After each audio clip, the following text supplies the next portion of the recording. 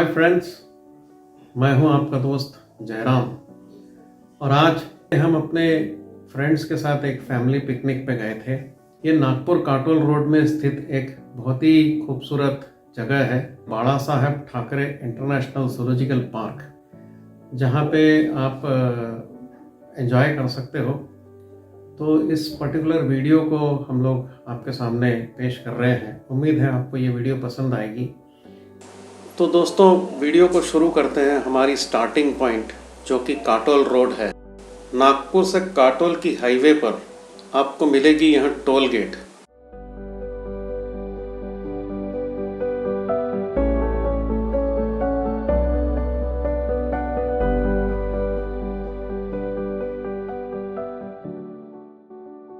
यहाँ से आगे करीब 3 किलोमीटर ड्राइव करने पर बाएं हाथ पर यह खूबसूरत जूलॉजिकल पार्क हमें दिखाई देगा।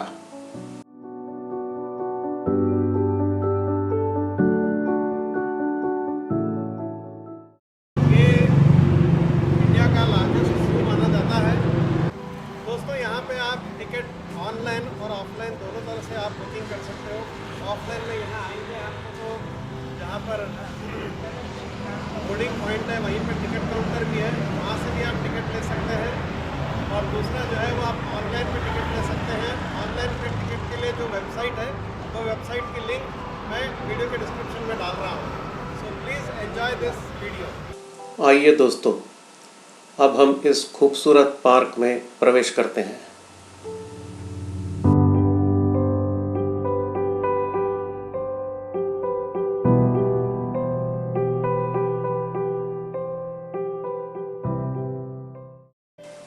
प्रवेश करके थोड़ा लेफ्ट चलने पर सामने ही आपको रिसेप्शन और बोर्डिंग पॉइंट दिखाई देगी।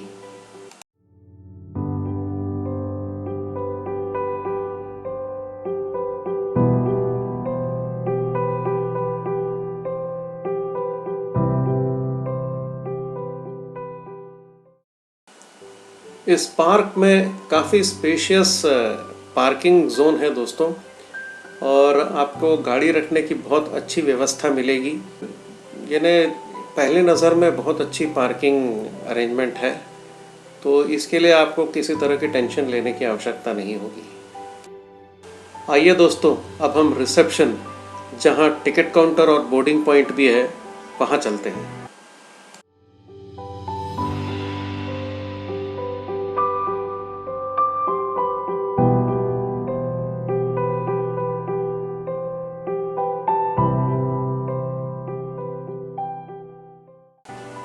दोस्तों, यहाँ आपके पास टिकट के 2 चॉइसेस हैं। एक एसी बस, जिसकी टिकट वीकडेज में 240 और वीकेंड में 320 रुपये है, और दूसरी चॉइस नॉन एसी कैंटर की है, जो वीकडेज में 160 और वीकेंड में 200 रुपये की है। सफारी के टाइमिंग की भी थोड़ी बहुत जानकारी आपको दे देते हैं दोस्तों।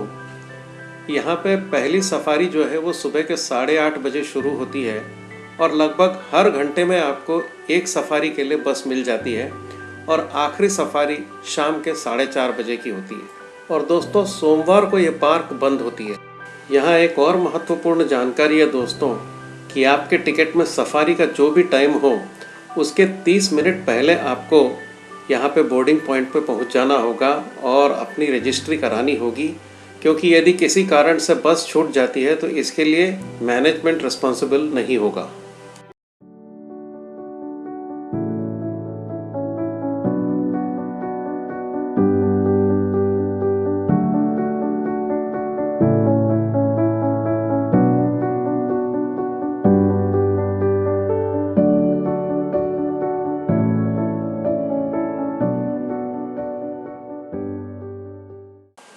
इस पार्क के रखरखाव एवं खूबसूरती की जितनी भी तारीफ की जाए कम ही होगी दोस्तों।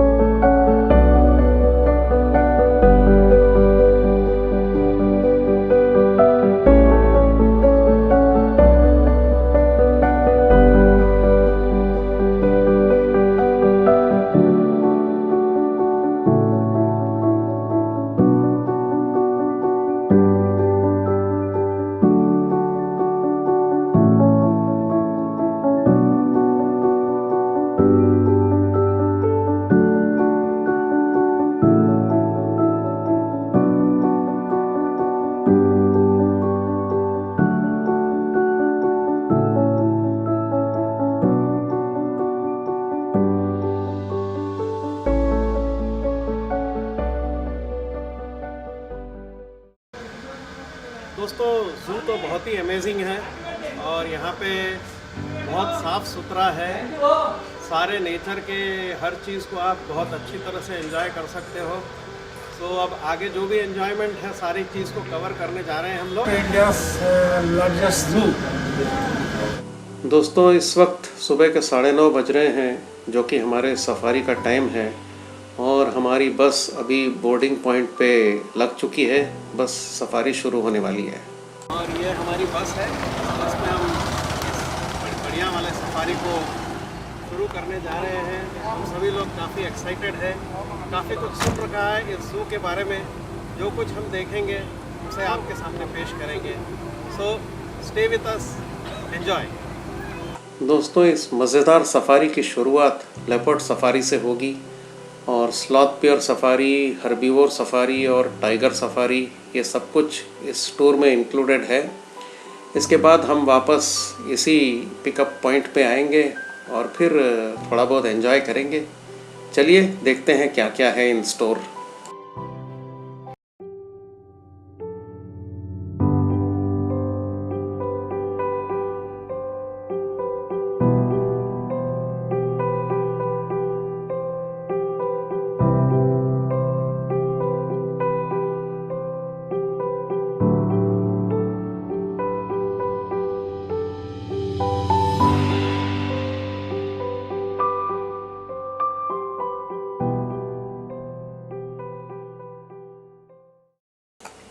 एक 1914 हेक्टेयर में फैला हुआ ये खूबसूरत ज़ू नागपुर शहर की शान है और ऐतिहासिक गोरेवारा झील के साथ लगा हुआ है। अब हम लेपर्ड जोन में प्रवेश करने जा रहे हैं। इस ज़ू की ऑफिशियल वेबसाइट से मिली जानकारी के मुताबिक इस ज़ू में 5 लेपर्ड्स वास करते हैं। आगे देखते हैं कि इस खूबसूरत प्राणी को स्पॉट करने में क्या हम कामयाब हो पाते हैं।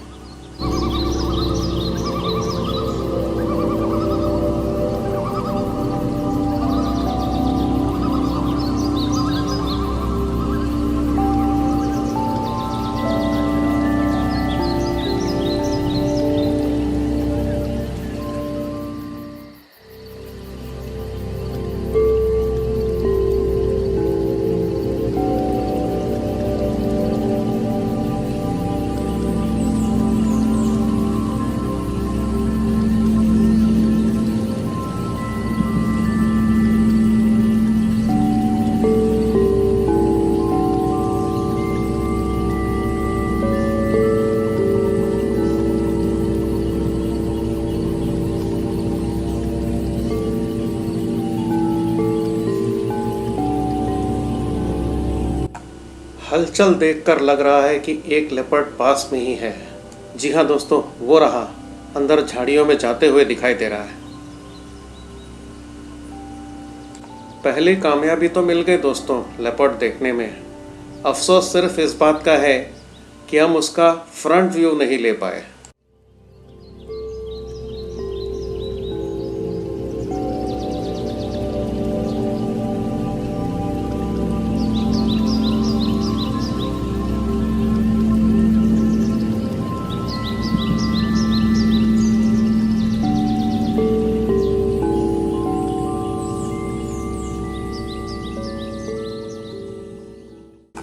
कुदरत का भी क्या करिश्मा है दोस्तों, जो ऐसी अद्भुत चीज़ों से हमें अवगत कराती है।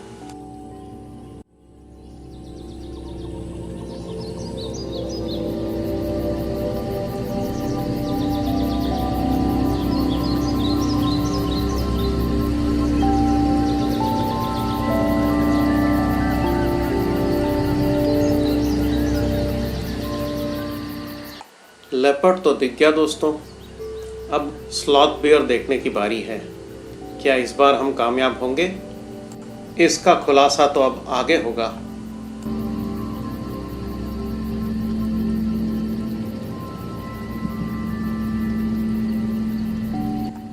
स्लॉथ बेयर जोन में प्रवेश जारी है दोस्तों।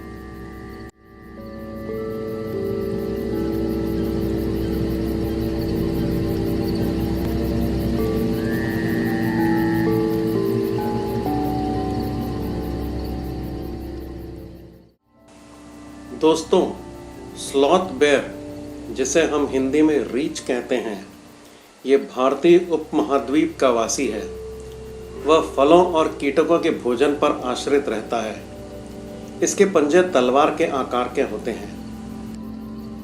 आमतौर पर यह वर्षा या गर्मी के ऋतु में गर्भ धारण करके शीतकाल में प्रसव देती है।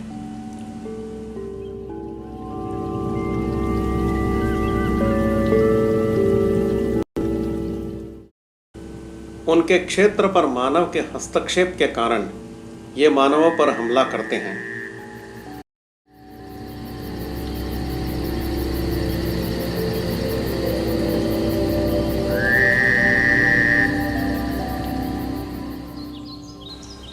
मानवों के इन पर आक्रमण की वजह से आधुनिक युग में इनकी आबादी में काफ़ी कमी देखने में आई है।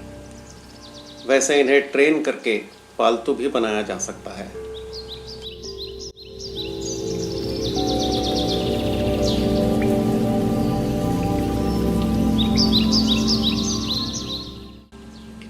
अब दोस्तों, हम स्लॉथ बेयर के टेरिटरी को छोड़कर आगे हर्बीवोर जोन में प्रवेश करने जा रहे हैं।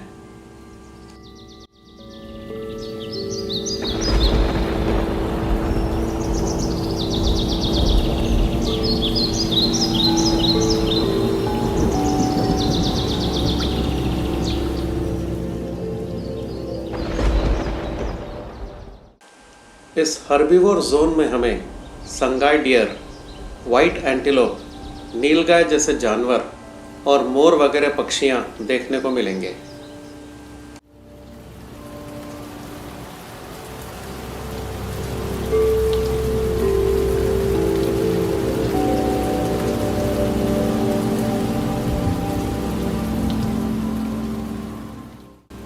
आम तौर पर मणिपुर में पाया जाने वाला संगाई एक मीडियम साइज डियर है, जिसका मुख्य आहार पानी वाले पेड़ पौधे व घास होता है।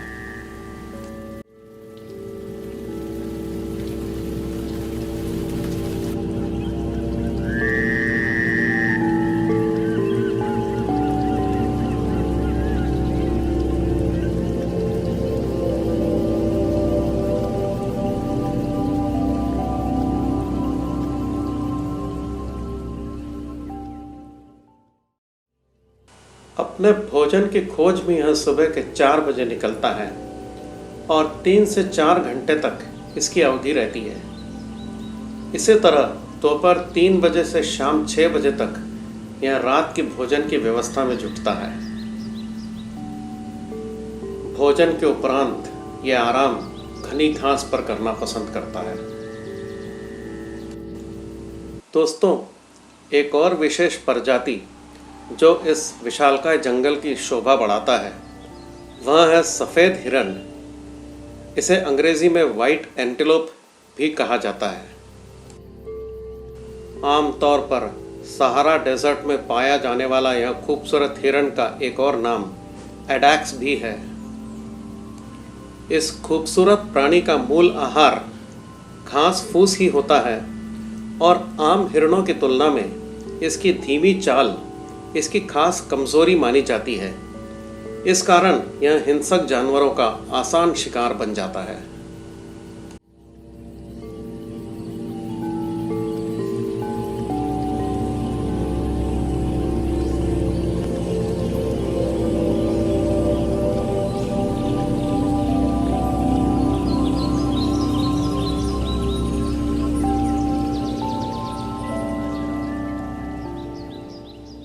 व्हाइट एंटीलोप की विशेष पहचान उसके घुमावदार सींगों से हुआ करती है।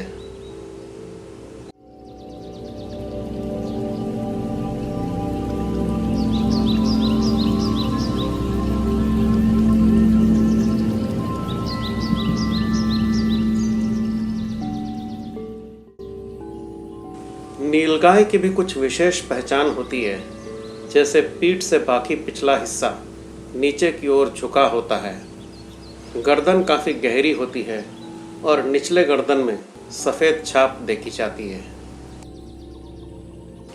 एंटीलोप में एशिया की सबसे बड़ी प्रजाति माने जाने वाले इस प्राणी का औसत वजन 150 से 200 किलो तक होता है।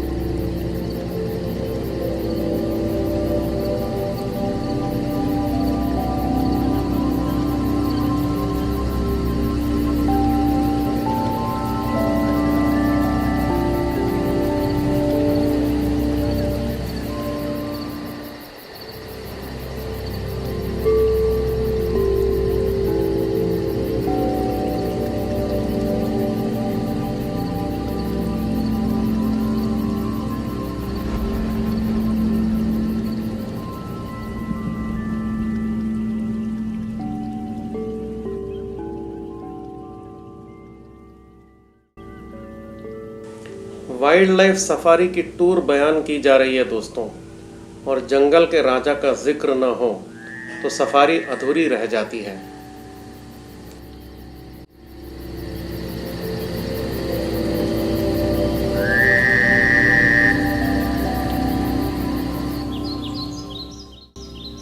टूर गाइड की दी जानकारी के आधार पर इस समय इस जू में सिर्फ एक ही टाइगर वास कर रहा है, जिसे हम दूर से स्पॉट कर पाए। जंगल का बादशाह कहलाने वाला यह बलशाली प्राणी 300 किलो का वजनदार होता है। माना जाता है कि इनकी दहाड़ 3 किलोमीटर की दूरी तक सुनाई देती है। ये दिन में विश्राम करना पसंद करते हैं और शिकार पर रात्रि को निकलते हैं।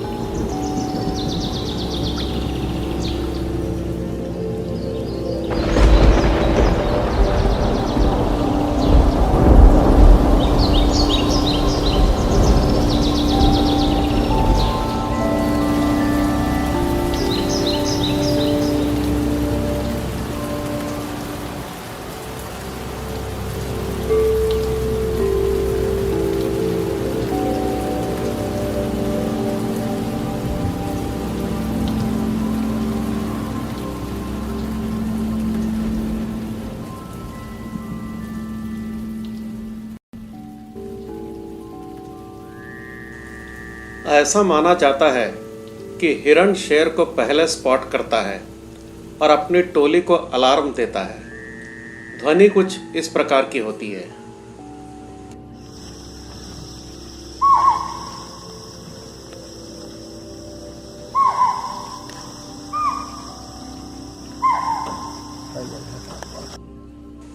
जंगल का अपना नियम और अपना कानून होता है। अब इन्हें मानव भला कैसे समझ पाएगा।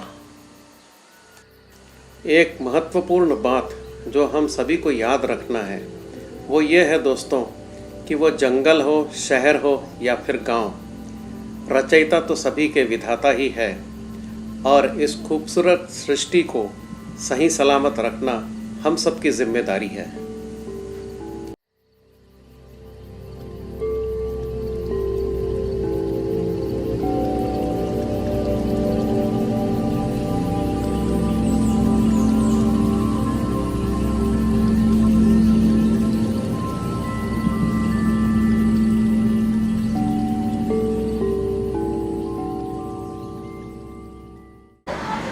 हाँ तो फ्रेंड्स, ये वाइल्ड लाइफ टूर तो हो चुका है।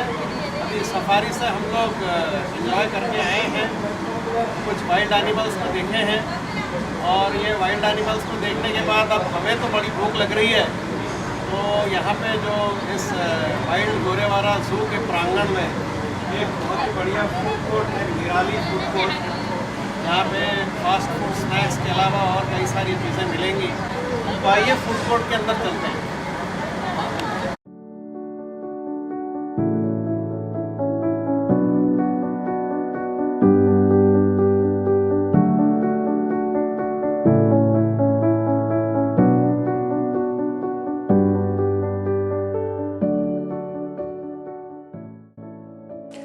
तो दोस्तों, यहाँ पर birthday parties, kitty parties, anniversaries special events, जो आप चाहो ये सारी चीज़ें आप सेलिब्रेट कर सकते हैं।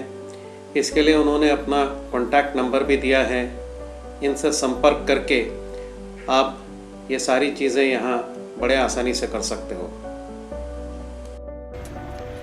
दोस्तों, ये वाइल्ड लाइफ सफारी जो है गोरेवाड़ा ज़ू का, ये अब हमारा लगभग ख़त्म होने को आ रहा है और बस अभी हम ये अपने पार्किंग जोन से अपनी गाड़ी को निकालेंगे और यहीं आसपास में कहीं कोई ढाबा है तो वहाँ पे भोजन करने का हमारा प्लान है। इसके बाद हम वापस अपने अपने घर चले जाएंगे।